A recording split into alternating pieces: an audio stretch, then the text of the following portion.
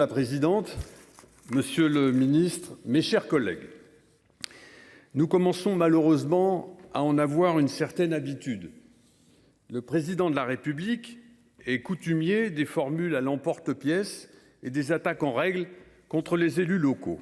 Soit. Mais le dimanche 24 septembre dernier, en s'en prenant directement à eux pendant un entretien sur TF1 et France 2, il a clairement dépassé les limites admissibles et distendu un peu plus encore le lien de confiance entre les élus locaux et l'État, passablement endommagé sous sa gouvernance.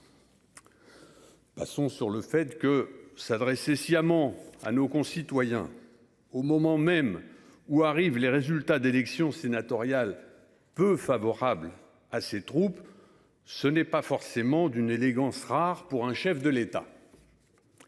Mais oser dire, comme il l'a fait, je cite, « Quand vous avez votre taxe foncière qui augmente, ce n'est pas le gouvernement, c'est votre commune qui le décide.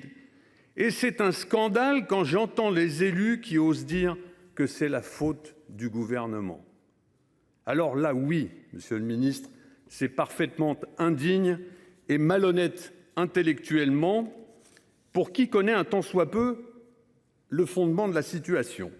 Comme le dit l'adage, qui veut noyer son chien l'accuse de la rage. Tout d'abord, il est bon de rappeler que les taux communaux de taxes foncières en question s'appliquent sur des bases qui sont, elles, que vous le vouliez ou non, de la responsabilité de l'État et de sa majorité. Et cette année, en 2023, on parle d'une hausse de 7,1% des bases contre 3,4% l'année passée. C'est un véritable festival.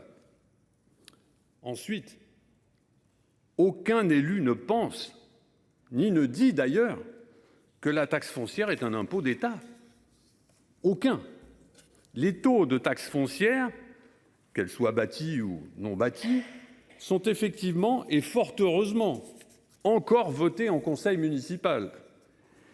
C'est même le dernier levier fiscal restant aux communes après le véritable hold-up en règle commis sur la taxe d'habitation, en violation totale, que vous le vouliez ou non, avec l'esprit de l'article 72 de notre Constitution et du principe même de libre administration des communes qui nous est si cher ici, au Sénat, et qui va le rester.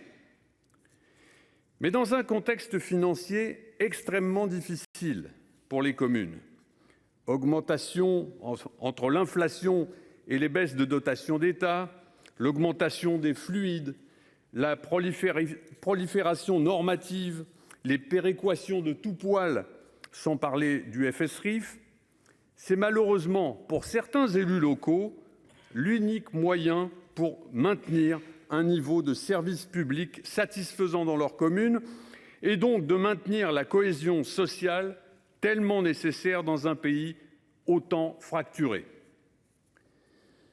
J'ajoute que ces décisions d'augmentation de taxes foncières, prises par seulement 14% des 35 000 communes de France, sont généralement mesurées et calculées afin que la charge fiscale globale des ménages reste inférieure à ce qu'elle était avant la disparition de la taxe d'habitation, avec pour objectif essentiel de préserver la qualité des services publics tout en maintenant la dette à un faible niveau et en poursuivant un programme d'investissement durable.